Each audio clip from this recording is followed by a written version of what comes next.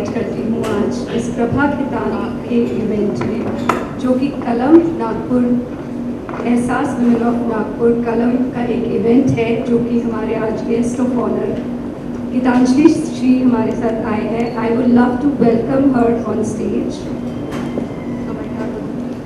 There are few instructions, just a kind request. Kindly keep your mobile phones on silent, because we have very beautiful conversations going on, and then we have a little dance coming up with a little music, so we will love to avoid that. और हमारे यहाँ जो book shelf से there are 2 books who somebody has taken. We will love them to please bring it back, because after the event our author will sign it and you will receive it as a gift. Thank you so much. So you will love to have the gift back. Thank you so much. Thank you. यह कार्यक्रम शुरू करना चाहती हूँ. Please Geetanjali Shri, please come enjoy us. And Monica Bhagwawar, हमारी एहसास women of Nagpur, we love her to be on stage with her. Monica Bhagwawar is the moderator of today. She has this great pleasure of talking to her. So Prabha Khaitan Foundation सामाजिक, सांस्कृतिक, कल्याण और मानवीय कार्यों के लिए समर्पित है. यह स्वर्गीय डॉक्टर प्रभा खैतान द्वारा स्थापित एक गैर लाभकारी ट्रस्ट है. कोलकाता में स्थित फाउंडेशन कला, संस्कृति और साहित्य के प्रदर्शन को बढ़ावा देता है. कलम हिंदी पढ़ने और साहित्य को बढ़ावा देने और अपने पाठकों तक पहुंचने, संस्कृति को जीवित रखने के लिए एक प्रभा खैतान फाउंडेशन का प्रयास है. आज हमारे बीच गीतांजलि श्री ऑथर है.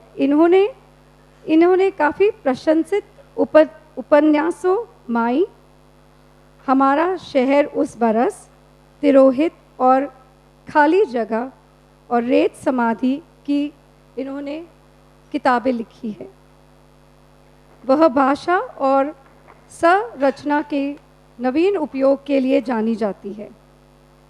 उनका नवीनतम उपन्यास रेत समाधि है, जहां वह कथा के रूपों, भाषाओं और दृष्टिकोणों को मिलाकर निर्धारित मानदंडों को पार करने का प्रयास करती है. उनके उपन्यासों को कहानियों का कई भारतीय और विदेशी भाषाओं में अनुवाद किया गया है और उनके लेखन विदेशों में कई विश्वविद्यालयों में पाठ्यचर्या का एक हिस्सा है. गीतांजलि ने गोरा, उमराव और सुंदरी जैसी थिएटर स्क्रिप्ट भी लिखी पर भी काम किया है, जिसमें वह विवादी के साथ सहयोग करती है और संस्थापक सदस्यों में एक है. उनके कुछ लेखन national school of drama Delhi के छात्रों के साथ साथ NST रेपर्टरी कंपनी द्वारा किए गए हैं. गीतांजलि श्री को आज हमारे Ehsaas women of Nagpur Monika Bhagwavar will be the moderator, और मैं आज आपका ज़्यादा समय नहीं लूँगी. जैसे आप देख रहे हैं कि एवरीबडी इज़ एक्साइटेड कि हम ये कॉन्वर्जेसन शुरू करें. सो मोनिका भगवावर, आपकी तरफ. Thank you so much. Can we have a round of applause for them? Good evening and a very very warm welcome in this episode of हमारी भाषा हमारे लोग कलम. अगर थोड़ी सी हिंदी में मेरे से चूक हो जाए तो प्लीज़ मुझे माफ़ करिएगा. मैंने पूरी कोशिश करी है कि मैं गीतांजलि के लेवल पर तो हिंदी बोल ही नहीं सकती, पर मैं उनसे हिंदी में बात करूँ. ये मेरा सौभाग्य है गीतांजलि जी कि मुझे आपसे बात करने का मौका मिल रहा है. समय कम है और हमको आपसे बहुत बातचीत करनी है और उससे भी ज़्यादा हमें आपको जानना है. सबसे पहले तो मैं आपसे ये पूछना चाहूँगी कि आप गीतांजलि जी, गीतांजलि पांडे से गीतांजलि श्री कैसे बनी और कब और क्यों? क्योंकि मुझे पता है कि श्री इनकी माता जी का नाम है, जो आई थिंक अब तकरीबन 90 साल की हैं. 93. बोलिए. सबसे पहले मैं आपका इस सवाल का जवाब देने से पहले मैं बहुत ही सच्चे दिल से आप सबको शुक्रिया कहना चाहती हूँ कि मुझे ये मौका मिला है कलम नागपुर में आने का, प्रभा खेतान फाउंडेशन को, एहसास वुमेन को, रेडिसन को, इनकी हॉस्पिटैलिटी के लिए जितने भी स्पॉन्सर्स हैं, for me it is a great privilege. और मुझे ये भी लगता है कि छोटी सी बात कि आज की दुनिया में जहाँ लोगों का महत्व इस चीज़ से बनता है कि वो उनका फ़ौरन क्या फ़ायदा या नुकसान समाज को मिल रहा है, उस दुनिया में कलाकार और साहित्यकार को बहुत ज़्यादा फ़ायदेमंद जीव नहीं माना जाता है। तो आप लोग ये काम कर रहे हैं, मुझे लगता है इट्स रियली वंडरफुल। आपको शुभकामनाएं और थैंक यू कि मुझे ये मौका दिया। इस सवाल का जवाब बहुत छोटा सा है। मैंने बहुत ज़्यादा सोच कर नहीं किया, बहुत ज़्यादा किसी नारेबाजी में और फेमिनिज्म में नहीं किया। बहुत ही सहज तरह से मेरे मन में ये बात मेरे बड़े होने के साथ आती रही कि माँ का इतना बड़ा योगदान है हम बच्चों को पालने में और बनाने में, तो ये कैसे है कि उनका कहीं नाम ही नहीं है। तो मेरे मन में बस एक बहुत ही सहज तरह से ये आ गया कि उनका नाम मैं अपना, उनका पहला नाम मैं अपना दूसरा नाम बना दूंगी। तो मैंने तभी गीतांजलि श्री कर दिया। बाद में उसके फेमिनिस्ट इम्प्लीकेशंस बताए गए मुझे, पर मैंने कुछ इतना सोच कर वो नहीं किया। Just a very natural homage to someone who has brought me up. That's nice. I think my daughter should learn from this. So Geetanjali, आप इतिहास की छात्रा रह चुकी हैं, तो फिर साहित्य की ओर आपका मुड़ाव, आपका ध्यान कैसे हुआ?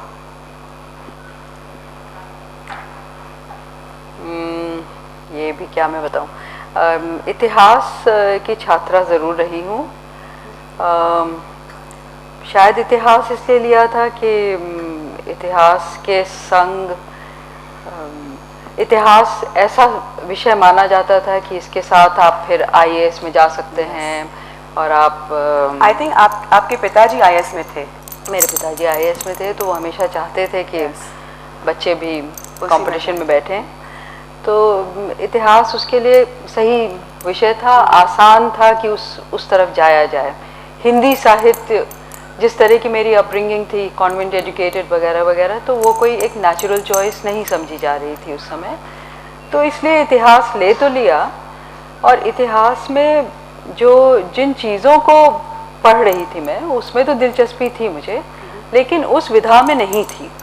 तो चली गई उस तरफ because it was possibly the better, the easier career to follow. हाँ, लेकिन उधर मेरी दिलचस्पी मतलब उस विधा में नहीं थी। उस तरह से मैं उन विषयों को नहीं पढ़ना चाहती थी। समाज इतिहास में दिलचस्पी थी, और साहित्य कहीं ना कहीं शायद मतलब हम सभी ढूंढते हैं कि हम अपने को कैसे अभिव्यक्त करें, हम एक्सप्रेशन ढूंढते हैं पैदा होने के साथ ही। और कहीं ना कहीं मुझे लगने लगा था कि मैं शब्दों के संग खेलना चाहती हूँ, शब्दों में मुझे आनंद आता है। लेकिन जैसे हिस्ट्री में करना पड़ता है कि दूसरी तरह की डिसिप्लिन में बंद कर, उस तरह नहीं, मैं थोड़ी अराजकता चाहती थी, स्लाइटली एनार्किक, स्लाइटली एडवेंचरस। तो होते होते अपने आप वो भी एक नेचुरल चॉइस हो गई कि साहित्य में जाना है। तो जो मैं समझी हूँ, आपकी तालीम पूरी अंग्रेजी माध्यम में हुई है, तो फिर हिंदी की तरफ एकदम से इतना आकर्षण क्यों और कैसे हुआ? क्योंकि जिन लोगों ने जो आपकी किताब पढ़ेंगे, उसमें हिंदी के कुछ ऐसे ऐसे शब्द हैं जो हम लोग जानते भी नहीं है। It's not there in colloquial Hindi at all. सो ये अंग्रेजी में से तो ऐसे हिंदी में लिखना, वो कैसा ट्रांजिशन ऐसे हुआ आपका? एक तो हम इस ऐसे देश में हैं जहाँ मुझे लगता है कि बहुत लोगों की बाइलिंगुअल अपब्रिंगिंग रही है। तो मेरी भी रही है। दूसरी बात, तालीम सिर्फ वही तो नहीं होती है जो आप स्कूल में पाते हैं। तो स्कूल में ज़रूर अंग्रेज़ी माध्यम रहा, लेकिन बाकी तो मैं यूपी के छोटे शहरों में और आसपास जो दुनिया थी उसमें हिंदी ही मेरी मातृभाषा थी। तो उसमें भी तालीम इनफॉर्मल तरह से। तो एक फॉर्मल एजुकेशन है, एक इनफॉर्मल एजुकेशन है, तो दोनों चल रहे थे। और मैं समझती हूँ कि शायद दोनों में बेकार एजुकेशन हुई, और शायद दोनों में अलग अलग स्तरों पे कुछ बनता भी चला गया, और आखिर में मुझे लगा हिंदी में ही बेहतर, ज़्यादा स्तर थे, ज़्यादा जीवंत रिश्ता मेरा बन पाया उस भाषा से। तो आप ने पढ़ाई करी, आपने विवाह करा, और फिर आप अपनी एक निजी ज़िंदगी एक तरीके से जी रही थी। तो फिर आपने अपनी पहली कहानी कब लिखी? Basically I want to understand कि what compelled you to start writing. जैसे मैंने बताया आपको कि मैं ये तो मुझे लगने ही लगा था कि मैं इतिहास नहीं करना चाहती हूँ, ना एकेडमिक बनना चाहती हूँ, ना आईएएस में जाना चाहती हूँ। इतिहास के जो विषय हैं उनमें मुझे दिलचस्पी है, लेकिन उस तरह से नहीं, उस डिसिप्लिन में नहीं। तो उसी वक्त साहित्य की तरफ रुझान तो मेरा हो गया था, और पढ़ने भी लगी थी थोड़ा। बहुत ही उसमें भी अराजकता थी, क्योंकि स्कूल और कॉलेज में नहीं पढ़ रही थी, अपने आप पढ़ रही थी। तो इधर उधर से लेके साहित्य, विश्व साहित्य भी, हिंदुस्तान का साहित्य भी पढ़ रही थी, और लिखने का भी मन करने लगा था। पर अंग्रेजी और हिंदी को लेके दिमाग में थोड़ा पशुपेश कुछ साल बना रहा। फिर भी ये बहुत ही अजीब सी बात है कि मैं अपने को लेखक ही मानती थी। और उधर इतिहास कर रही थी, उसमें पीएचडी भी कर रही थी। तब तक मैं अपने, जो बाद में मेरे पति हो गए, मैं उनसे मिल चुकी थी। तो हम लोग एक दिन ट्रेन में सफ़र कर रहे थे, और मैं शायद उस समय 28 और 29 ईयर्स, मतलब काफ़ी अच्छी खासी उम्र हो गई थी। तो मैं बैठी हुई थी, और मुझे ये याद है कि मैं ट्रेन में मैंने सोचा कि मैं अपने को लेखक कहती हूँ, मैं कब लिखूँगी। देखिए, लेखक माना हुआ है कि लेखक हूँ। तो मैंने वहीं पे ट्रेन में एक कहानी लिखी, और मैंने दिखाई अपने टू बी हस्बैंड को। तो वो भी थोड़ा हैरान हुआ कि यार ये तो लग रहा है कि कुछ लिख सकती हैं, अच्छा कुछ किया है। कहानी मेरे ख्याल में इतनी बुरी रही होगी कि मुझे याद भी नहीं है, और मेरे पास है भी नहीं। पर ये जरूर हुआ कि लगा कि हाँ, ये तो शायद यही है मेरा माध्यम। तो बस फिर वो जो एक बार शुरू हुआ तो फिर शुरू ही हो गया। Look back, great, good for us. जब गीता जी, जब मैं आप पर रिसर्च कर रही थी तो आपकी हिंदी की बोली काफ़ी म्यूजिकल लगती थी। मन में एक टीस सी उठती थी कि हम क्यों अंग्रेजी भाषा में इतने बह गए हैं कि we have lost the richness of हमारी खुद की हिंदी की भाषा में। वो पूरा अंग्रेजी में इतना बातचीत कर रहे हैं, हमारे लहजे, तौर तरीके सब उसी तरफ जा रहे हैं। हिंदी भाषा में नहीं हम ज़्यादा बातचीत कर पा रहे हैं आपस में लोग। तो आपका क्या विचार है उसके बारे में? अब इसका तो बहुत ही लंबा चौड़ा जवाब है, जो आप लोग सब जानते भी हैं। हमारा जो कॉलोनियल पास्ट है, it has left us with this fantastic hangover कि हमारे उस अंग्रेज़ों का राज गया, लेकिन अंग्रेज़ी तो नहीं गई, और अंग्रेजियत नहीं गई। और हमारे अंदर एक ये वैल्यू सिस्टम भी बन गया है, एक हायरार्की भी बन गई है कि असली भाषा, असली सब कुछ वहाँ है और अंग्रेज़ी में है, और बाकी सब उसके बाद आते हैं। तो ये जब ये हायरार्की हमारे समाज में रहेगी तो हम कटेंगे अपनी भाषा से। हमारी भाषा कितने आसानी से लोग समझ लेते हैं कि पिछड़ी हुई भाषाएं हैं, कितनी आसानी से समझ लेते हैं कि जो अशिक्षित हैं उनकी भाषा है ये। कि हिंदी में मेरे से ये होता है हमेशा कि जैसे ही लोग, अब तो थोड़ा कुछ लोग जान गए हैं कि मैं लिखती हूँ और क्या चीज़ें लिखी हैं, पर जब मैंने शुरू किया था तो जैसे ही उन्हें पता चलता है कि ये लिख रही हैं, लिखती हैं, तो वो मान के चलते कि अंग्रेज़ी में लिख रही हैं। क्या आप पढ़ी लिखी हैं और थोड़ी बहुत अटर पटर अंग्रेज़ी बोल लेती हैं तो अंग्रेज़ी में ही लिख रही हैं, आप हिंदी में क्यों लिखेंगे? Correct. अब आप सोचिए कि समाज में इतनी अजीब सी स्थिति हो कि आप अपनी मातृभाषा में लिखें तो लोगों को हैरानी हो, और आप विदेशी भाषा में लिखें तो लोगों को लगे हाँ ये तो बिल्कुल सहज है।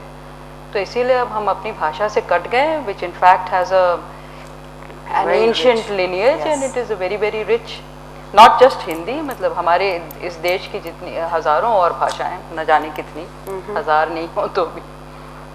तो इसलिए ओके। आप एक ऐसी लेखिका हैं जो अपने काम से कभी आश्वस्त नहीं रहती हैं, और यह आपने अपनी निजी जिंदगी में भी ले लिया है। आप अंग्रेजी भाषा इतना अच्छा बोलती हैं और लिखती इतनी पावरफुल हिंदी में, ये स्विच आप इतनी सरलता से कैसे कर लेती हैं? क्योंकि हम लोग जो यहाँ हैं, अगर हम हिंदी में सोचते हैं तो हम हिंदी में ही लिख पाते हैं, यदि इंग्लिश में सोचते हैं, वो ड्यूअल लैंग्वेज है जो वो इस, बिकॉज मैंने आपको सुना है जब आप अपना आप टॉक्स दे रही हैं यूनिवर्सिटीज़ में, अब्रॉड, आप इतने अच्छे से इंग्लिश बोल रही हैं, पर आपकी हिंदी भी इतनी अच्छी है, तो how do you do this switch so easily? I mean, do you also think in Hindi and write in Hindi, or you just stick? मुझे नहीं लगता कि दो भाषाएं या उससे भी ज़्यादा भाषाएं हम लोग नहीं अपने अंदर पनपा सकते हैं और उनको अलग अलग चीज़ों के लिए इस्तेमाल कर सकते हैं। तो अंग्रेज़ी एक तरह की फॉर्मल लैंग्वेज के तौर पे मैं इस्तेमाल अब करती हूँ, और जब ऐसे किसी माहौल में हूँ जहाँ पर कि लोग मिक्स्ड हैं और उनको हिंदी सबको नहीं आती, अंग्रेज़ी लिंक लैंग्वेज है, तो अंग्रेज़ी में बोलना पड़ता है, वरना हिंदी में मतलब हम लोग मेरे से बेहतर जानते हैं। यहाँ पर शायद आप लोग महाराष्ट्र के होंगे, आप लोग गुजरात के होंगे, वो तो अंग्रेज़ी, हिंदी, गुजराती, मराठी, हिंदी, अंग्रेज़ी, मतलब तीन चार भाषाएं भी जानते हैं। मैं तो दो ही पे अटक गई हूँ। तो इतना मुझे लगता नहीं कि इतना कुछ मुश्किल है।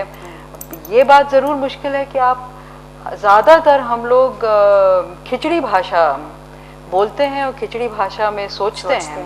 जो आप कह रही हैं ना कि आप एक से दूसरे में स्विच करें, वो हम नहीं करते हैं।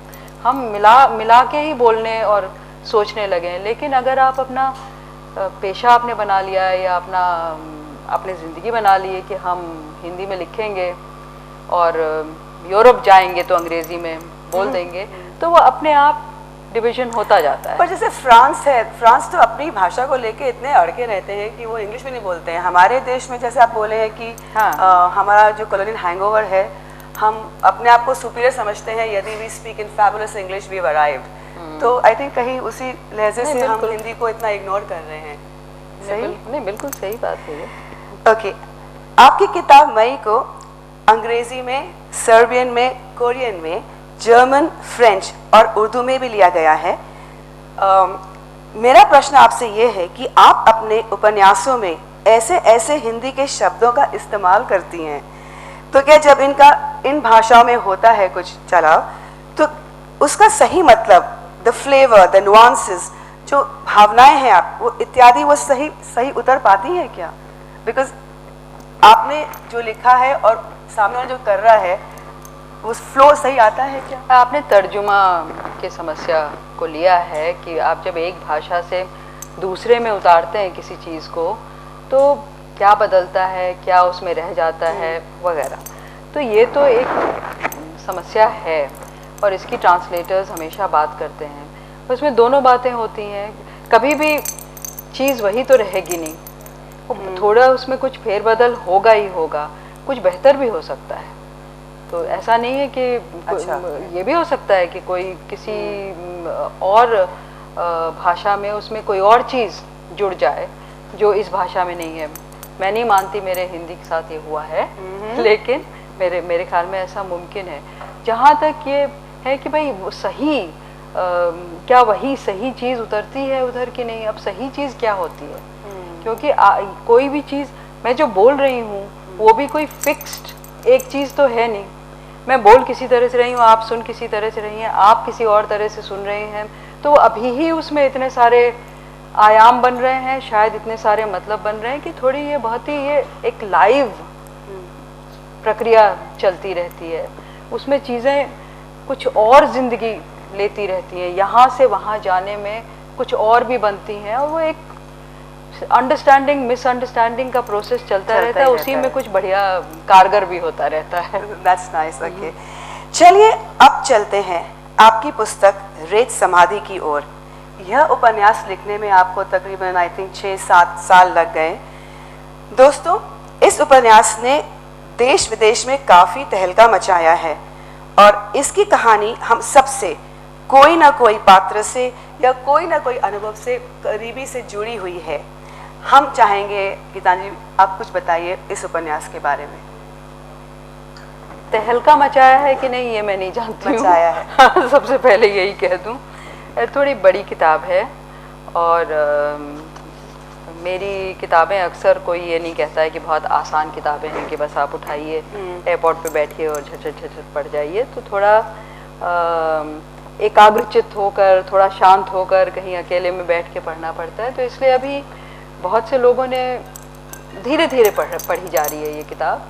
कुछ लोगों को अच्छी लगी है, कुछ लोगों को लौटने पे अच्छी लगी है। पहले कुछ पढ़ के छोड़ दिया उन्होंने कि हम नहीं पढ़ पा रहे हैं, फिर दोबारा गए और फिर उन्हें अच्छी लगी। कुछ लोगों को नहीं भी अच्छी लगी है। तो पर ये है कि एक आध जगह विदेश में इसको कुछ क्रिटिक्स ने और कुछ ट्रांसलेटर्स ने उठाया और उनको बहुत अच्छा लगा। अब किताब मैं शायद और लेखक भी यही बोलेंगे, जयशंकर यहाँ बैठे हैं वो भी शायद यही कहेंगे कि आप पूरा तय करके, बहुत ही कम लेखक हैं जो पूरा तय करके चलते हैं कि हम यहाँ से शुरू करेंगे और इस चीज़ को लेके लिखेंगे और यहाँ पे बात ख़त्म करेंगे। आप एक यात्रा पे निकलते हैं, थोड़ा भटकते हैं, थोड़ा सोचते हैं कि अच्छा अब इधर जाना है, लेकिन तब तक पात्र आपको उधर कर देता है। तो करते करते एक कृति बनती जाती है।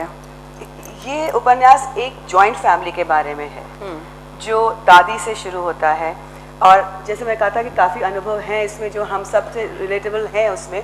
तो वो जरा बताइए दादी के बारे में, कैसे वो दरवाज़ा। तो वही मैं आपको बोल रही हूँ कि ये मैंने जब शुरू किया था, मुझे कुछ, एक तो फैमिली, जब लोग बोलते हैं ना, अक्सर बोलते हैं कि ये तो फैमिली के बारे में, इसी के बारे में नहीं, ऐसे बहुत सी किताबों के बारे में फैमिली या कुछ बहुत ही छोटी सी किसी चीज़ के बारे में है। तो मैं समझती हूँ कि इस तरह सोचना ही गलत है, क्योंकि छोटी चीज़ में ही सारी बड़ी चीज़ें भी निहित हैं। अब फैमिली में सब कुछ है। फैमिली में जो दुनिया की पॉलिटिक्स हो रही है वो यहाँ भी हो रही है। तो आप चाहे छोटी चीज़ के, आप छोटी सी दुनिया रच रहे हैं किसी लोकल या बिल्कुल निजी चीज़ को लेकर, या आप दूर पता नहीं अमेरिका, आइसलैंड, कहाँ तक पहुँच रहे हैं, आप हो सकता है उन्हीं आयामों को दोनों जगह छू सकते हैं। तो इसलिए कोई लिमिटेशन नहीं हो जाता है अगर ये फैमिली के बारे में। फैमिली इज़ एवरीथिंग है। फैमिली के बारे में मैंने एक छोटी सी छवि थी, मुझको ऐसा याद पड़ता है कि ऐसे शुरू हुआ था कि एक औरत जो अब 80 के कगार पे है, वो दादी है, घर में एक संयुक्त परिवार है, और उसका पति अभी हाल में ही गुजर गया है, दादाजी गुजर गए हैं। तो अब लगता है कि वो ज़िंदगी से बेजार हो गई है, उसको कोई दिलचस्पी नहीं रही ज़िंदगी में, और वो पीठ किए पड़ी रहती है बिस्तर में। और उसका परिवार जो है, वो बच्चे बहुत दुखी हैं कि ये दादी जो है उनको तो अब जीने में कोई दिलचस्पी ही नहीं रही, और वो चाहते हैं कि उन्हें उठाएं और लुभाएं और वापस जीवन में लाएं। तो यहाँ से शुरू होती है, और वो कि पीठ किए रहती है। और कहीं लिखने के दौरान मेरे अंदर ये जिज्ञासा हुई कि ये पीठ क्यों किए हुए, उसे जीने में दिलचस्पी नहीं है, जीवन की तरफ उसने पीठ किया या अपने परिवार की तरफ पीठ किया। और मुझे लगने लगा कि इसने तो अपने परिवार की तरफ किया, ये परिवार से उब चुकी है और वो निकल जाना चाहती है कहीं। तो फिर वो निकलती है, और वो एक से बात निकली, और ईंट से ईंट जुड़ती चली और एक इमारत बनती चली या रास्ता निकलता चला। और वो बहुत सी, मैंने इसमें कहा कि एक तरह से बहुत से बॉर्डर्स वो लांघती है, तो दीवारें लांघती है, और वो तरह तरह की चीज़ें करती है अपनी ज़िंदगी में, और हिंदुस्तान से पाकिस्तान भी पहुंच जाती है, वो दीवार भी वो लांघती है, या एक वो सीमा भी वो पार करती है। तो बस ये किताब एक तरह से क्रॉसिंग के बारे में हो गई कि क्रॉसिंग टू अनदर साइड, कि आप इतना, आपने जो भी संभावनाएं थी उसके बिल्कुल आप सीमा तक पहुंच के उसको लांघ गए, और एक नई संभावना शुरू हो गई। तो बनते कहानी में ये एक औरत की ऐसी कहानी बनी जो 79 और 80 इयर्स पे एक नई जिंदगी जैसे जीती है, जवान भी हो जाती है, उसी मतलब वो जवान हो जाती है, बेटी लगता है बूढ़ी हो गई।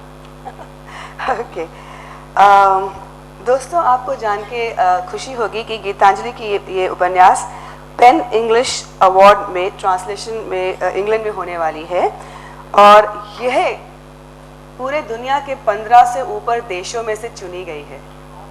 So it's a matter of great pride for us.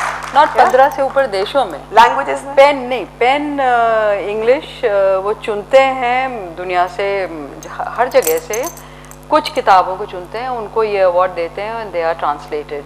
तो 15-16 किताबें वो चुनते हैं, तो ये उनमें चुनी गई है. So it can be from anywhere from the world.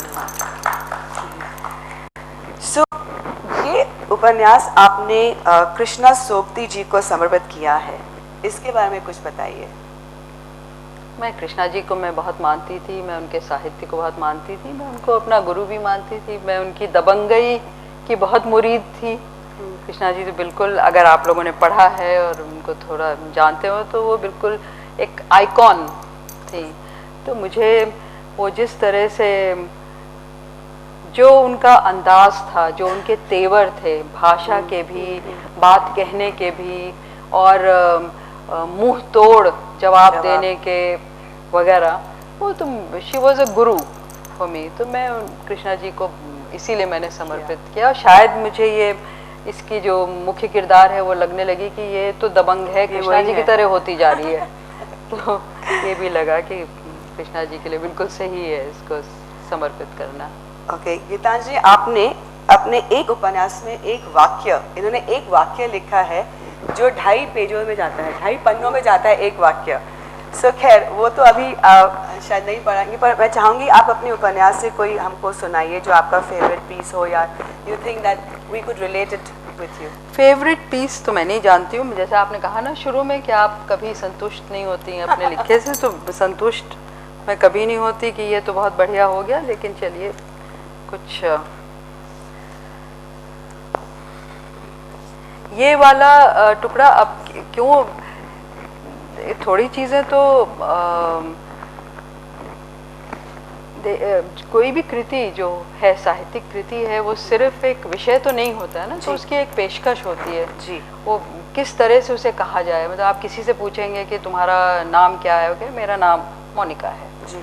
आप किसी और से पूछेंगे तुम्हारा नाम क्या है, तो शुरू कर देंगे कि उस साल ये हुआ था और उस तरह से बाढ़ आई थी, और जब बाढ़ आई थी तो फिर उधर से वो जो निकला था तो वो एक जानवर इस तरह से घुसा था, तो इधर से मेरी अम्मा चिल्लाई कि अब मेरे को ये सूझ नहीं रहा क्या शब्द चिल्लाई, तो वो शब्द फिर मेरा नाम, उन्होंने मेरा नाम वही शब्द का डाल दिया. या मान लीजिए कि उसी साल अमेरिका देश, कोई एक देश है अमेरिका, वहाँ से ये चांद पे गए थे, तो हमारे गांव में सब लोग बड़े खुश हुए और उन्होंने मेरे को अमेरिका नाम दे दिया है.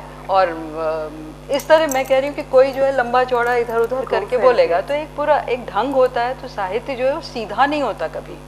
तो ये जो आप जो बोल रही थी कि एक पेज, एक वाक्य जो 3-3.5 पेज तक चलता है, 2.5 पन्नों तक चलता है, तो उसमें कुछ ऐसा ही एक है कि भाई फलाने की बात है और वो ताबड़तोड़ बात निकले चली जा रही है. तो कभी कभी होता है ना कि आप कोई बोलता है तो रुकता ही नहीं, कोई पंक्चुएशन ही नहीं देता है, तो उसी तरह से बात निकल रही थी, तो मैं ताबड़तोड़ उसको लिखती चली गई और मुझे मज़ा आया. लेकिन वो मैं पढ़ूंगी इसलिए नहीं कि उसमें फिर आपको बहुत कंसंट्रेट करना पड़ता है, वरना आप ये तो सुन लेते हैं कि एक वाक्य है, लेकिन बात जो है वो निकलती चली जाती है. Too many things you know that you just lose. मैं एक बहुत ही छोटा सा एक टुकड़ा शुरू का ही पढ़ देती हूँ, जो आप पूछ रहे जहाँ से शुरू हुई वो पीठ की छवि. तो ये बूढ़ी दादी हैं जो बिस्तर में पड़ी रहती हैं. नहीं मैं नहीं बुदबुदा देती, नहीं अब तो मैं नहीं उठूंगी. इस वाक्य ने उन्हें हिला दिया और बच्चे और जिद करने लगे. वे डर जो गए. हाय उनकी अम्मा, पापा गए और उसे भी ले गए. सोती मत रहिए, उठिए. सोती रहती हैं, पड़ी रहती हैं, आंखें मूंदे पीठ करके कानागोसी चलती. पापा थे तो हरदम उनकी देखरेख में, फुर्तीली, मुस्तैद, लाख थकन हो तो भी. और अब कि नहीं उठना मुझे, जैसे पापा ही जीने का मकसद थे. गए तो गया. नहीं अम्मा नहीं, बच्चे हठ करने लगे। बाहर देखो धूप खिली है, उठो उठाओ छड़ी टंगी है, चूड़ा खाओ मटर पड़ी है, पेट बहा है राई फंकाओ। नहीं मैं नहीं नहीं नहीं, माँ कुनमुना जाती। थकी बेचारी अकेली हारी, उसे उठाओ उलझाओ उसका मन लगाओ। अकूत दया उनमें गंगा जी की तरह बहती और माँ की पीठ पर लहर जाती। अब नहीं, माँ चीखना चाहती पर उसका मरा मरा स्वर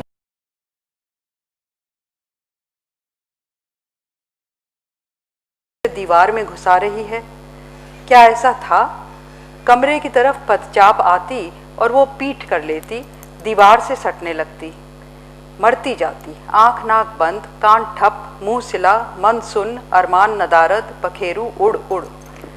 पर बच्चे भी ढीठ जुटे रहते, पीठ पर आंख नाक कान उगा दें कैसे, बाटी बघार दस्त की कहकर। वही किचकिच कचायन, वही चूल्हा लकड़ी आटा, नहीं नहीं वो दोहराती जाती। किसी षड्यंत्र के तहत नहीं, बल्कि यंत्र की तरह, ऊबा हुआ यंत्र, अफरा हुआ तंत्र। किसी चीज़ में अपने को सर्फ न करने की काहिली में वो फिर बेऊर्जा बुदबुदाती, नहीं नहीं नहीं अब नहीं उठूंगी। चंद शब्द जिनमें बच्चे घबरा रहे थे, माँ मर रही थी। शब्द होते क्या हैं जी? ध्वनि, जिसमें वे अपने मतलब झुला देते हैं, जिनका कोई प्रमाण नहीं होता, अपनी राह निकल लेते हैं। मरते तन और मन के अवसाद से उपजे अपने मतलब का उलट मतलब पकड़ लेते हैं। बोया बीज खजूर का खिला वहाँ गुड़हल, बोया बीज खजूर का खिला वहाँ गुड़हल। अपने ही संग दंगल, अपने ही खेल में रत। अभी नहीं उठूंगी कि डर और मर से कौन खेल रहा था। यांत्रिक ये शब्द तांत्रिक हो चले और माँ कह वो रही थी, पर वो था कुछ और या हो गया। इच्छा या बेमकसद लीला। नहीं नहीं मैं नहीं उठूंगी, अब तो मैं नहीं उठूंगी, अब तो मैं नहीं उठूंगी, अब तो मैं नहीं उठूंगी, अब मैं नहीं उठूंगी, अब तो मैं नई ही उठूंगी। बस।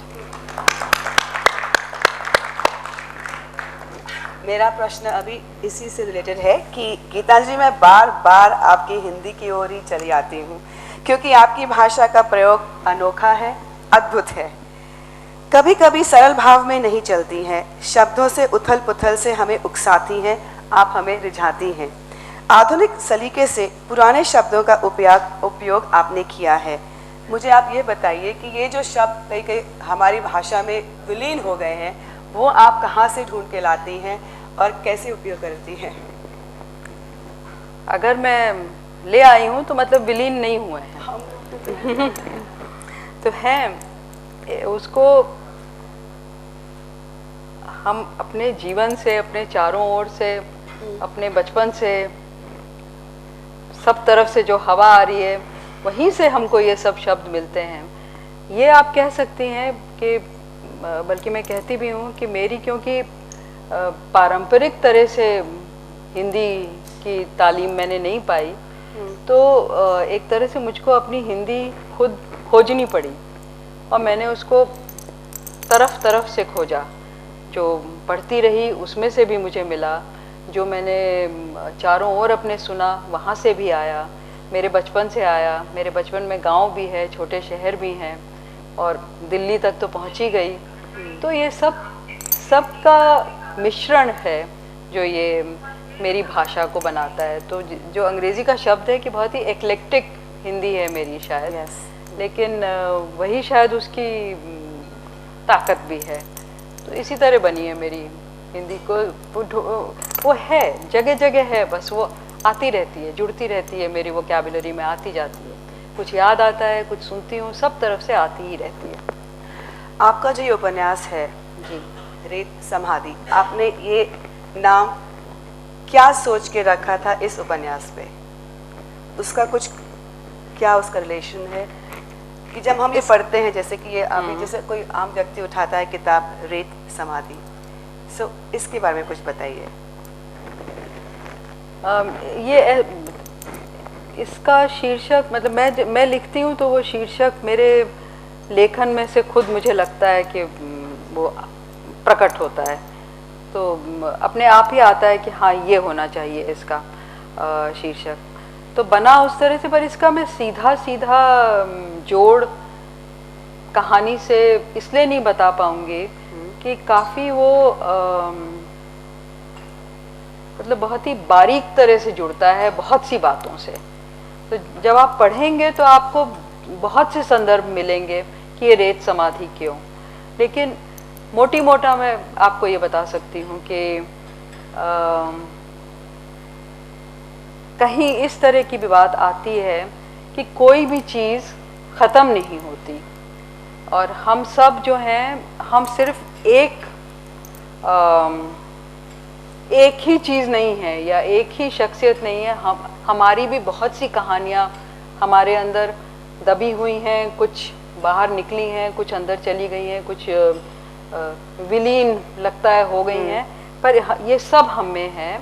और वो कभी ये नहीं है कि दफन हो गई हैं या मर गई हैं, उनकी कब्र नहीं बनी है, वो समाधि में गई हैं। और वो रेत में समाधि जैसे है कि कभी भी थोड़ी सी हवा चलेगी या कोई चीज़ उसको छेड़ेगी तो रेत उड़ेगी और समाधि में से ये कहानियाँ फिर से निकलेंगी, जैसे इस बूढ़ी औरत की निकलती है। और इसीलिए वो बाद में आप देखेंगे वो शुरू होता है कि वो तो संयुक्त परिवार की दादी है, पर बाद में वो बिल्कुल तरह तरह की औरत की कहानी उसमें उसकी बनती है। तो रेत समाधि इसमें से बना कि रेत से ये कहानियाँ फिर उठेंगी। ये एक संदर्भ है, पर और भी बहुत होंगे। और इससे मुझे याद आ रहा है, मैंने कृष्णा जी ने मुझसे, वो जानती थी मैं लिख रही हूँ, मैं कभी कभी उनसे जाके मिलती थी, तो वो पूछती थी कि कैसा चल रहा है आपका उपन्यास, हो गया क्या, आपने उसका कुछ टाइटल सोचा? तो मैंने कहा मैं सोच रही हूँ उसका नाम रेत समाधि। तो कृष्णा जी ने 2-4 पल ऐसे चुप रहीं, फिर बोली बहुत बढ़िया, रेत हल्की ऊपर को उड़ती है, समाधि गहरी नीचे जाती है। तो आपने ये दोनों बिल्कुल विपरीत पहलू लिए, हाँ लिए, और इसको आपने जोड़ा है, बहुत बढ़िया। और जब उन्होंने ऐसे किया तो अगर आप लोगों ने वो सूफी दरवेश डांस देखा है तो बिल्कुल मुझे तो लगा कि अरे ये तो सूफी दरवेश हो गई, तो मुझे और भी अच्छा लगा कि ये मैंने ये टाइटल लिया। गीता जी, आप मानेंगी कि हिंदी का जो हिंदी भाषा है हमारे देश में, आप नॉर्थ से हैं तो मेरा ये तजुर्बा रह चुका है कि नॉर्थ में अभी भी काफ़ी हिंदी बोली जाती है। अभी हम महाराष्ट्र में है, यहाँ महाराष्ट्रन हिंदी है, डाउन साउथ हिंदी तो बहुत ही कम है।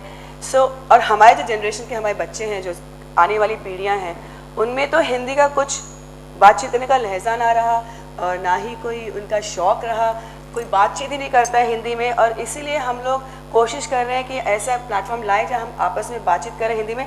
आप क्या एडवाइस देंगे? बिकॉज मैंने आपके बारे में पढ़ा है कि आप जाती हैं यूनिवर्सिटीज़, आप बातचीत करती हैं, तो आपका क्या सजेशन रहेगा कि हम कैसे हिंदी प्रचार को, क्योंकि it's really a very beautiful language and it's a very ancient language, and I think 2 generation के बाद अगर हम कुछ नहीं करते हैं, वो भाषा थोड़ी सी कई स्टेज में तो भूल ही जाएगी। सो आप बताइए कि हम कैसे उसको क्या करना चाहेंगे। मैं इतनी लायक, इतनी ज्ञानी नहीं हूँ कि मैं आपको बता पाऊँ कि आपको क्या करना चाहिए, पर भाषा हमारी जितनी भाषाएं हैं, भारतीय भाषाएं हैं, मुझे नहीं लगता कि हमको उन्हें खो देना चाहिए, ये तो बात है ही। और इसके लिए ज़रूरी है कि वो हमारे जीवन का एक सहज हिस्सा हो, हमारी बोलचाल की भाषा बने, हमारे सोचने जीने को बरतने की भाषा बने। तो जब वो होगा तभी वो भाषा पर कुछ बने। स्कूल में बच्चे जाते हाँ, हैं तो अब इसको, लेकिन देखिए अब 1-2 चीज़ें, इसमें 2 चीज़ें मेरे मन में अभी ख्याल आ रहा है। मैं मतलब कह रही हूँ ना, क्या एक किसी एक्सपर्ट की तरह नहीं बात कर सकती, ऐसे बातचीत हो रही है तो बोल रही हूँ। एक तो आज की दुनिया में भाषा के ही प्रति लोग थोड़े लापरवाह हो गए हैं। भाषा, नॉट जस्ट हिंदी, अंग्रेजी भी अब ये जो सब आपके मोबाइल वगैरह की जो भाषा चल गई है ना, जो शॉर्टकट मारना, कोई कोई ये नहीं चाहता है ना कि बहुत ही भाई अच्छी भाषा को भी एक ठहराव चाहिए। आप उसको धीरे धीरे मतलब खोलेंगे, बहुत सी चीज़ें उसमें कहेंगे। यहाँ सब जल्दी में है, you know, don't waste my time, जल्दी से कहो जो कहना है एंड गेट आउट। तो एक भाषा के प्रति एक लापरवाही आज की दुनिया में बड़े पैमाने पे फैल रही है। तो भाषा ही उस लिहाज से आप सोचें तो खतरे में है, सिर्फ हिंदी नहीं। हिंदी की बात बरक्स अंग्रेज़ी, ये सही है कि अंग्रेज़ी को बहुत तवज्जो दी जा रही है, हिंदी रह जाती। हिंदी को हिंदी बदनाम है कि उसको तवज्जो दी जा रही है, जो सरकार दे रही है उसका और वो बेड़ा गर्क कर रही है। उस तरह की जो वो सुरक्षा उसको दे रही है, उस तरह से नहीं वो पनपेगी जब वो लोगों के बीच एक जीवंत उनका जीने का हिस्सा बनेगी। तो मैं ये देखती हूँ कि मैं अकेली अनूठी इंसान ऐसी नहीं हूँ जो कि अंग्रेज़ी में तालीम पाकर हिंदी में गए। और भी बहुत से लोग हैं, ख़ासकर इन साहित्य कला के क्षेत्र में, जो अपनी मातृभाषा को लौटते हैं। अंग्रेज़ी में तालीम पाते हैं और उनको ये एहसास होता है कि हम कुछ खो रहे हैं। तो जब वो नाटक में जाएंगे या फिल्म, आप देख लीजिए, अंग्रेज़ी दाँ हैं, फिल्म बनाएंगे, हिंदी में बनाएंगे, तो लौटते हैं। तो ये कुछ क्षेत्र हैं ऐसे जहाँ पर ये भाषाएं लौटती हैं और लोग उनसे रिश्ता जोड़ पाते हैं और कुछ होता है। लेकिन जब तक एक बिल्कुल साधारण स्तर पे हम इनको एक अच्छी बोलचाल की भाषा न बनाए, ये नहीं कि हमें हिंदी आती है हम सब्जी वाले से सब्जी खरीद सकते हैं। बहुत से बच्चों का ये वो नहीं, आई नो हिंदी, कि हम दुकानदार से बोल लेते हैं, हम सब्जी वाले से बोल लेते हैं, you know, that is nonsense. That is you have to know Hindi in its range. आप क्लासिकल हिंदी, आप लेखक उसके, आप हर तरह की उसकी अभिव्यक्ति, उन सब से आपको प्रेम होना पड़ेगा और आपको इतना उसमें जीना पड़ेगा कि वो आपके सोच का हिस्सा बने। तो ये अब इसी तरह से है, अगर आप कलाओं साहित्य से जुड़ेंगे, अच्छी फिल्मों से जुड़ेंगे, धीरे धीरे कुछ चीज़ें आएंगी, पर ख़तरा है। मैं इससे ज़्यादा मतलब कोई कैटेगोरिकल चीज़ नहीं कह सकती, पर ये सब इस तरह की गतिविधियाँ बढ़ाने की ज़रूरत है। तो लाइक हम लोग को हिंदी में बातचीत करने में एक गौरव आना चाहिए, जो हम लोग करते ही नहीं हैं, because it's become just too fashionable to speak English. So खैर, थैंक यू गीतांजलि, आपने हमें इतना समय दिया, आप के हम बहुत आभारी हैं। I think at this point I like to acknowledge the presence of Jaishankar ji, ये बहुत फेमस हमारे ऑथर हैं। I'd also like to acknowledge the presence of Mrs. Anjali Thakur. She also has books to her credit. अभी आपने किसी को कोई प्रश्न पूछना होगा तो मैम के प्रश्न नहीं पूछना चाहती हूँ आपसे, लेकिन अपने भाव व्यक्त करना चाहती हूँ बस कि आज इतने दिनों बाद किसी को धारा प्रवाह हिंदी बोलते हुए बहुत अच्छा लगा। जैसा कि मोनिका जी ने कहा कि हम देखते हैं हमारी जो आगे की जनरेशन है वो हिंदी में बात नहीं करते, तो क्या आप कुछ इस तरह से कुछ बता सकते हैं? जैसे मेरे भी बच्चे हैं, मुझे हिंदी से बहुत प्यार है, लेकिन वो ना हिंदी पढ़ते हैं ना हिंदी बोलते हैं। तो वैसे मैंने कह दिया कि प्रश्न नहीं है, लेकिन अब आपको देख के प्रश्न भी याद आ गया मुझे। तो कुछ बताइए, मैं क्या कर सकती हूँ कि मेरे बच्चों को भी हिंदी में इंटरेस्ट आए। मैं जैसे कई बार ढूंढती हूँ कि हिंदी की किताबें मिल जाएं, वो भी नहीं मिलती हैं, तो बहुत डिसअपॉइंटिंग है ये। देखिए, जैसे मैं अभी बोल चुकी हूँ कि मैं अपने को इसमें एक्सपर्ट की तरह नहीं बता सकती कि क्या करना चाहिए। मार्केट हमारा इतना बड़ा हो गया है, मार्केट बताता है कि कौन सी चीज़ें अब आपको पढ़ना ज़रूरी हैं। भाई आपने सुना है कि सलमान रश्दी की शॉट आई है और आपने नहीं पढ़ा है, तो आपके बच्चों को अब शर्म आएगी। विलियम डालरिम्पल की ये वाली किताब आई है, इसकी अपने गन आइलैंड जिसकी है, अमिताभ घोष की आई है। तो एक प्रचार होता है, मार्केट में एक हाइप क्रिएट किया जाता है, तो सबको होता है कि अरे मेरे अपने रेपुटेशन के लिए ज़रूरी है कि मैंने भी इसको पढ़ा होता, तो वो लोग वो चीज़ें पढ़ते हैं। तो अब ये तो एक सामूहिक मुहिम चलनी पड़ेगी कि आप, अब पता नहीं बाज़ार में, मैं कह रही हूँ ना कि मैं बकवास बोल रही हूँ कि मैं जानती नहीं हूँ ये बाज़ार में कैसे ये चीज़ आए कि आप एक हाइप इसका भी क्रिएट करें, या आप एक ऐसा, हाँ, कि एक इस तरह का माहौल बने कि लोगों को लगे अरे आप निर्मल वर्मा, आप जानते नहीं, दिल्ली में बैठे हैं लोग, और मैंने कहा कि निर्मल जी को ज्ञानपीठ अवार्ड मिला है, मेरे ही परिवार में कोई आए थे, मैंने कहा निर्मल जी को ज्ञानपीठ अवार्ड मिला है। निर्मल जी कौन है वो? उनको शर्म नहीं, इतना सा एहसास नहीं है कि इस पे शर्म आनी चाहिए। आप चुप रहिए अगर आपको नहीं पता है। अच्छा, विलियम डालरिम्पल आपने ना पढ़ा हो, ना सुना हो, तो भी आप दिखाना चाहेंगे कि आपने पढ़ा है और आप सुने हैं, आप बताना भी नहीं चाहेंगे। तो ये चीज़ आपको, आप कैसे बदलें कि बच्चों को ये एहसास हो कि भाई अगर आप नहीं जानते हैं कि एक प्रेमचंद भी यहाँ पे थे, निर्मल वर्मा थे, कृष्णा सोपती थी, आपको ये सब अगर पता नहीं है तो कुछ है आप में, आपको थोड़ा सा अफसोस करना चाहिए, थोड़ा सा शर्माना चाहिए, थोड़ा झेंपना चाहिए। ये झेंप उनमें लाने की ज़रूरत है। अब क्या क्या करना चाहिए, कैसे कैसे करना चाहिए, तो मैं क्या बताऊँ लेकिन फिर भी मैं नाउम्मीद नहीं होना चाहती हूँ। आप ये देखिए कि अंग्रेज़ी के जितने पब्लिशर्स हैं इस समय सब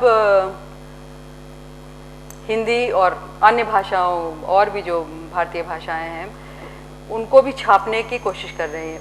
उस पैमाने पे नहीं कर रहे हैं जिस पर वो अंग्रेज़ी के करते हैं, लेकिन एक शेल्फ वो हमेशा बनाए रखते हैं, शायद ये सोचकर कि कल क्या मालूम बाज़ार बदल जाए, क्या मालूम बाज़ार में शोर मचने लगे कि भाई ये दूसरी भाषाओं में क्या हो रहा है, वो हमको जानना है। तो वो उसके लिए तैयार हैं कि ये ना हो कि उस समय हमारी दुकान ना चले या हम पीछे रह जाएं। तब ये बाज़ार का क्या खेल है, इसको कैसे सही करना है। अनफॉर्चुनेटली इस समय मतलब ये अननेचुरल होता है ना। किसी ने कहा कि मुझसे, मैं बनारस गई, उन्होंने कहा कि हमने सुना ही नहीं है आपके बारे में।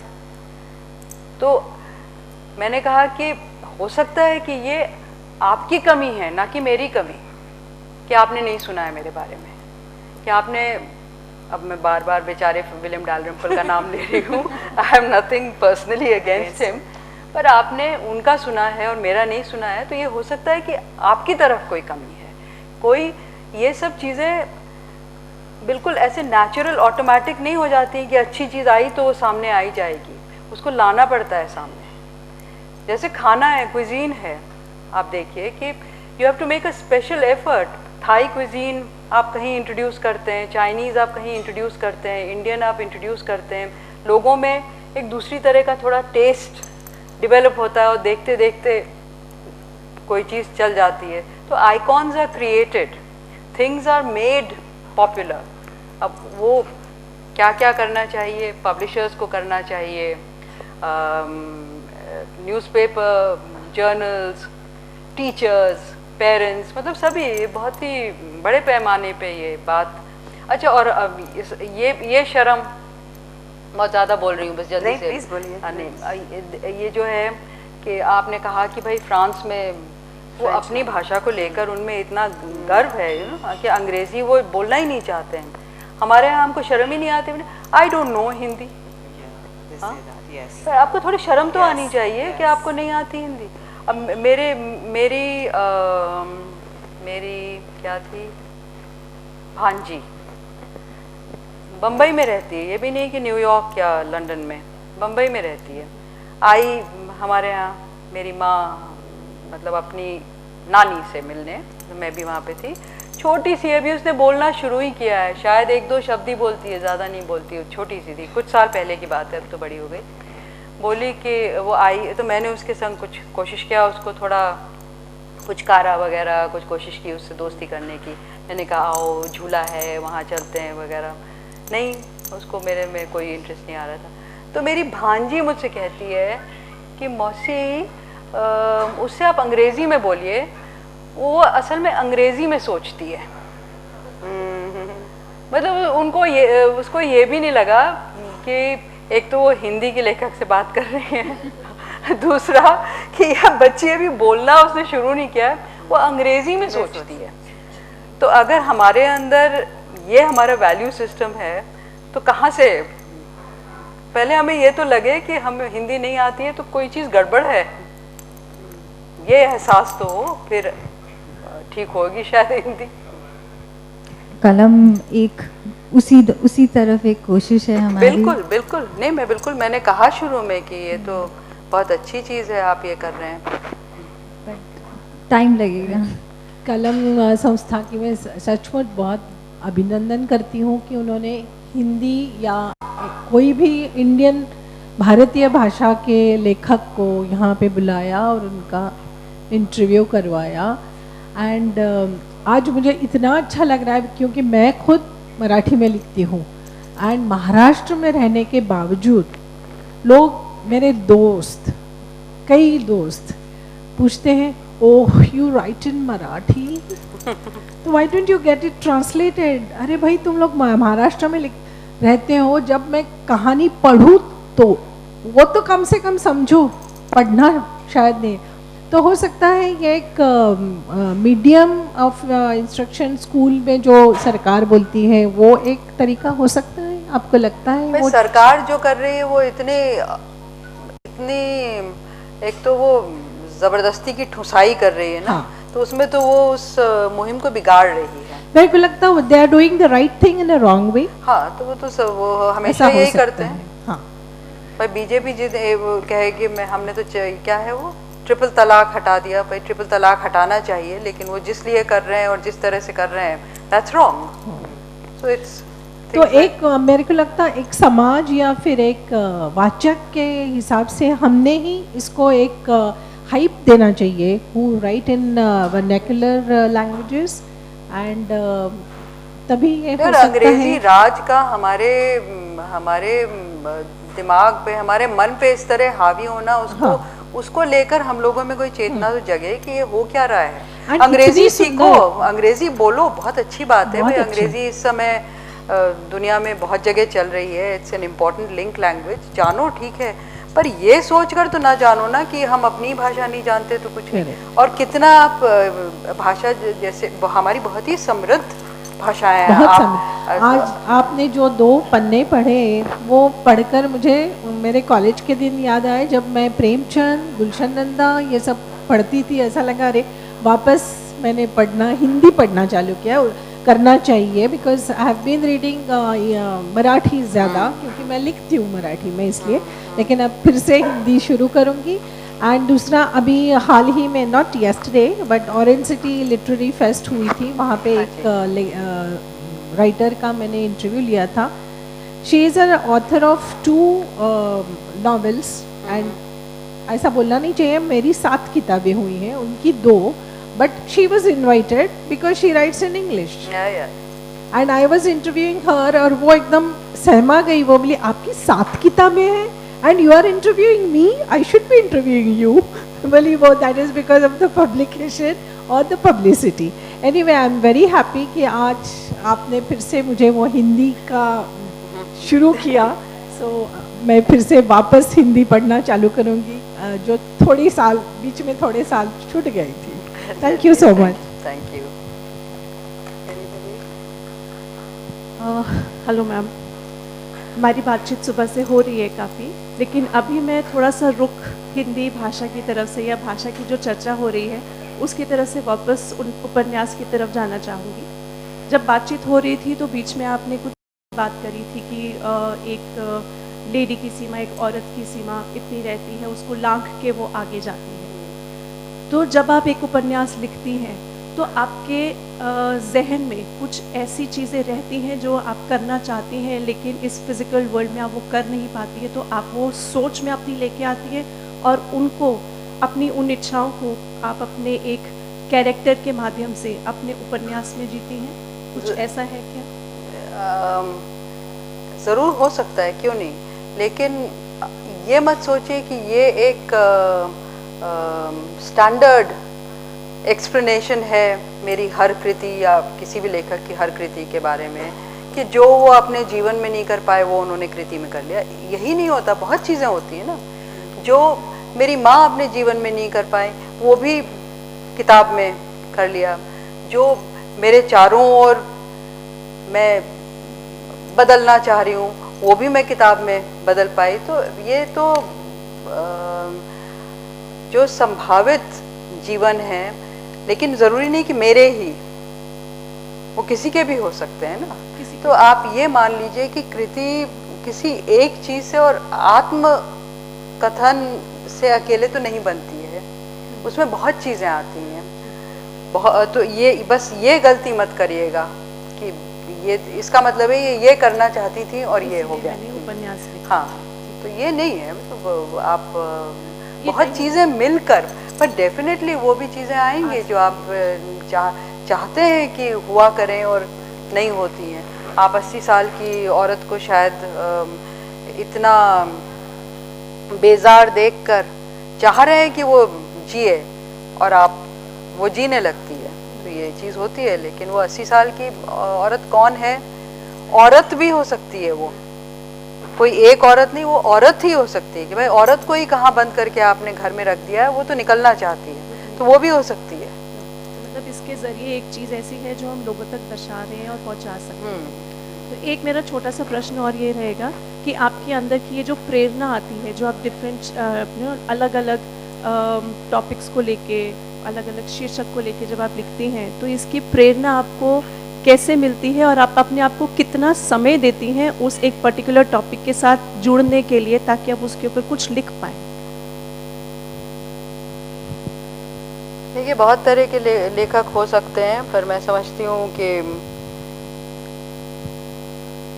मैं वैसी शायद नहीं हूँ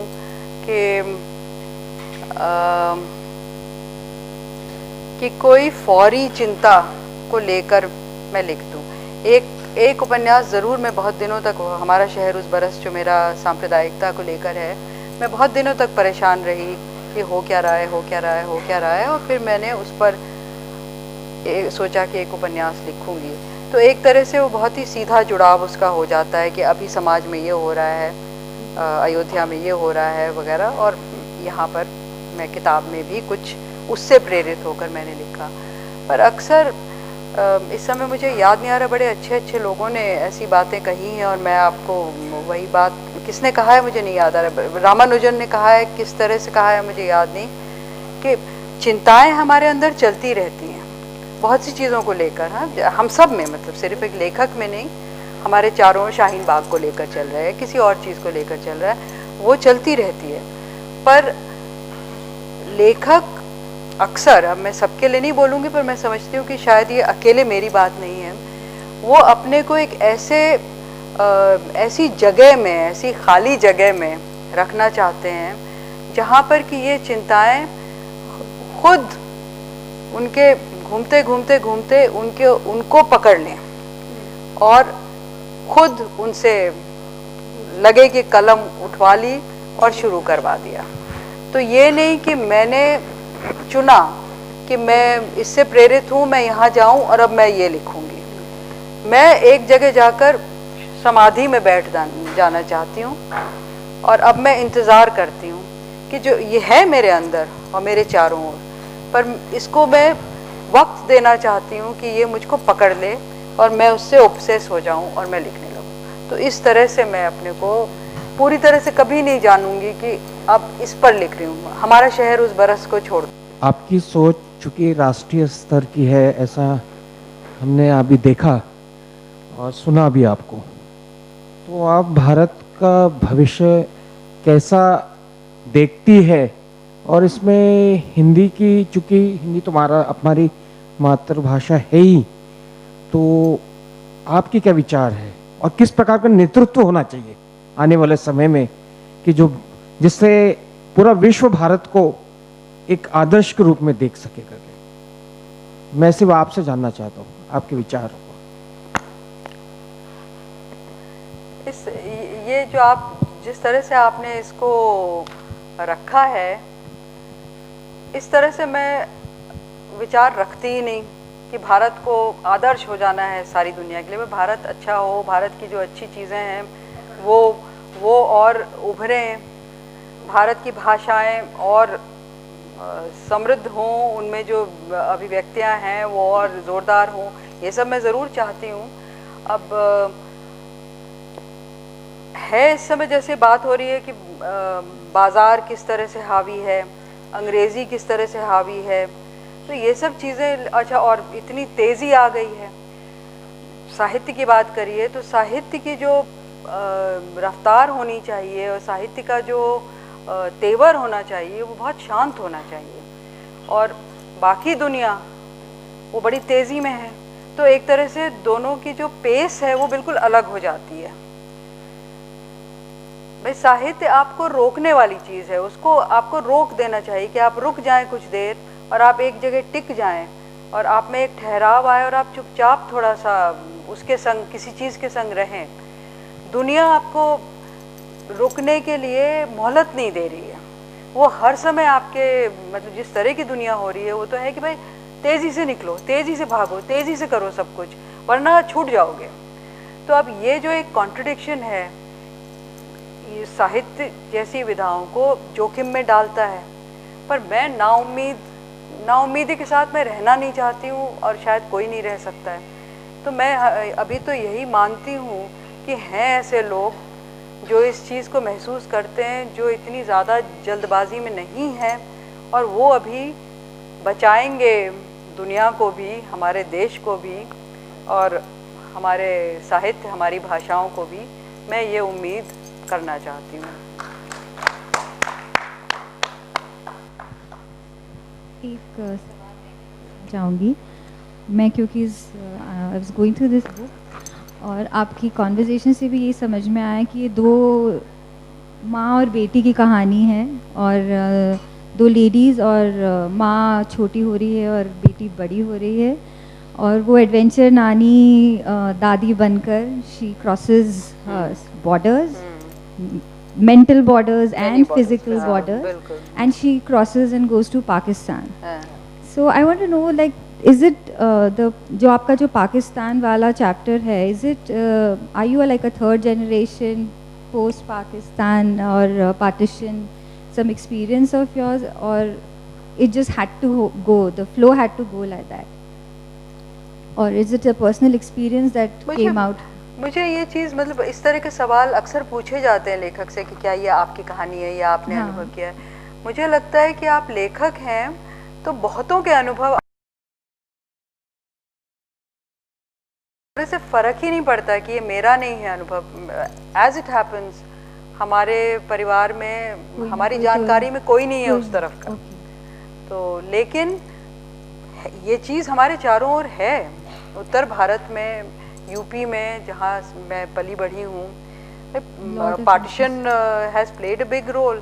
तो मैं बहुत लोगों को जानती हूँ जो आधे उधर हैं आधे इधर हैं, लेखकों को पढ़ती रही हूँ जो आधे उधर हैं आधे, कृष्णा जी भी, भीषम साहनी, मंजूर एहतेशाम, न जाने कितने राइटर्स। तो ये चीज़ होना भी चाहिए ना कि दूसरों के अनुभव मेरे अनुभव हैं। आत्मकथा लिखना नहीं है और मेरे अकेले अनुभव के कोई मतलब नहीं है।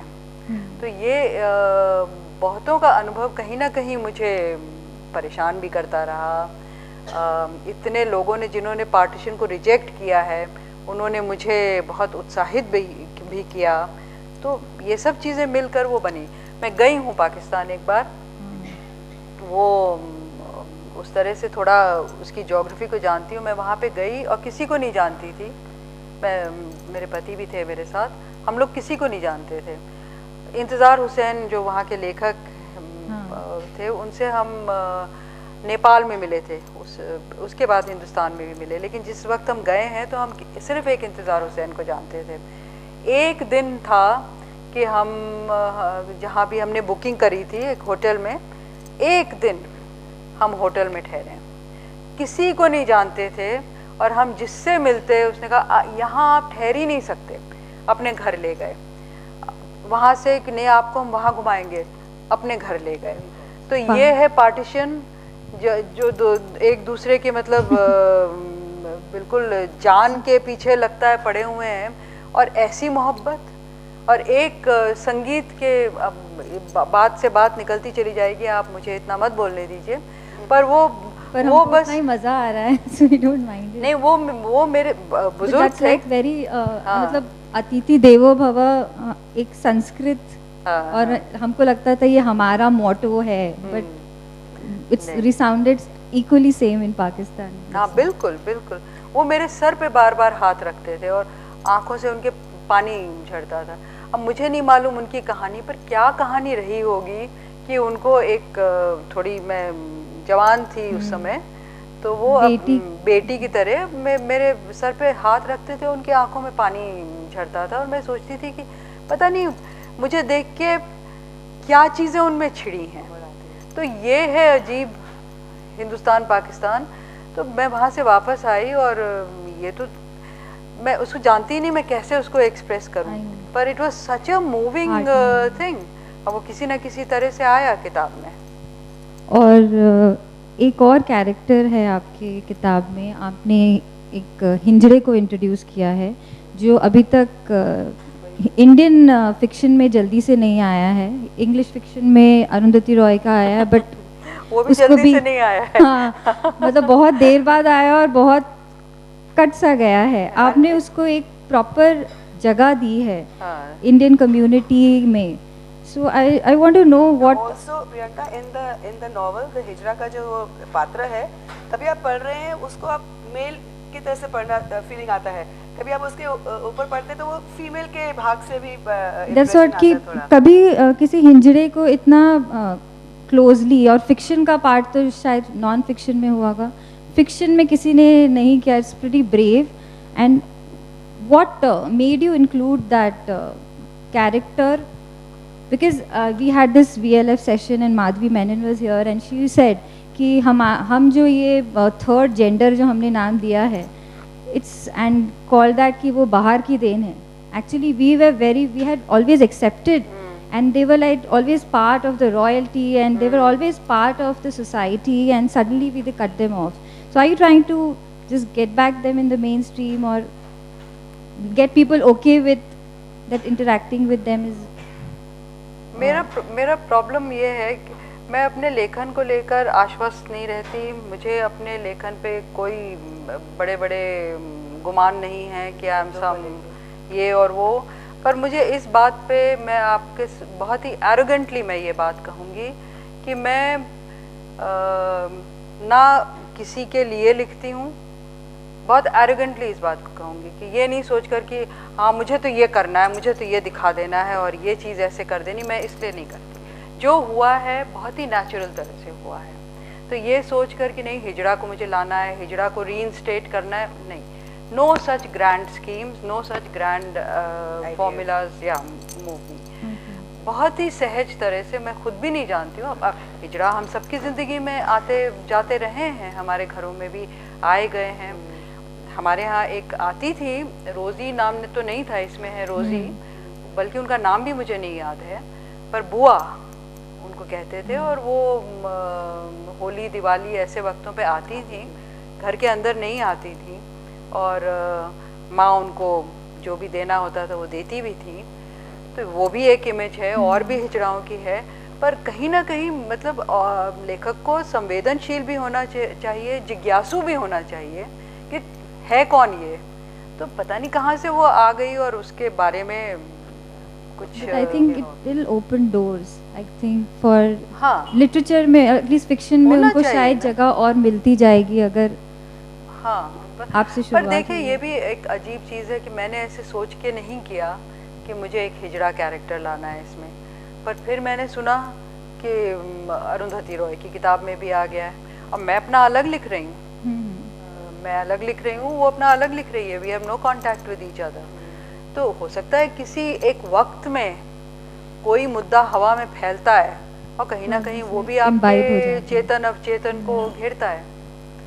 तो ये पर हुआ जो भी है बहुत ही सहज तरह से हुआ है, कोई एक एजेंडा लेके नहीं हुआ है। Thank you so much. Thank you.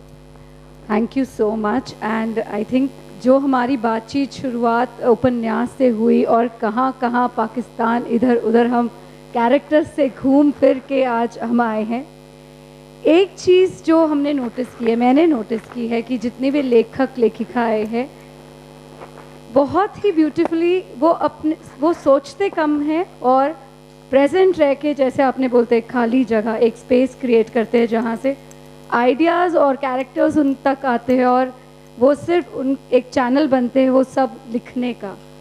तो बहुत ही बढ़िया बातचीत and thank you everybody for being here. आज यहाँ पे मैं बहुत बहुत शुक्रिया करना चाहूँगी हमारे हॉस्पिटैलिटी पार्टनर रेडिसन ब्लू का, और I would like to request mister Vikas Pal, Mr. Sanket from Redison Blue to please come here and give the memento to our guest of honor. Can I have a hand applause, please? I was hearing your conversation, sounds interesting. I entered at a very last minute, but thank you so much, all of you all, to come in. And we as a hotel and a hospitality partner are extremely proud to be associated with the foundation, and especially it gives us more pride when we have lady authors coming and presenting themselves on the podium. So thank you very much for, you know, allowing us to have your presence in the hotel. Thank you very much. Okay. Beautiful. सीधा इस तरह होना चाहिए। Lovely. Thank you. Thank you so much. I would also like to thank हमारे media partners, Lokmat, Prabha Khaitan Foundation, and all my co-associates here, all the Ehsaas women here for carrying and bringing this and spreading awareness around Kalam and all the other authors here and reaching out to all the audience. And आप लोग सभी का जिन्होंने हमें इतना कीमती समय और अपनी प्रेजेंस दी और बहुत ही इंटरेस्ट के साथ सारा कॉन्वर्जेशन को बहुत ही इंटरेस्ट के साथ सुना, thank you everybody. Also after this programme as she move, हमारे ऑथर यहाँ पे आएंगे and you all can meet her and get your signed copies, and each family will get one copy, so thank you for that. Yes, and the copies are on behalf of Prabha Khaitan Foundation. Okay, and I think thank you so much and for coming and giving your precious time and presence. बहुत बहुत धन्यवाद. Thank you.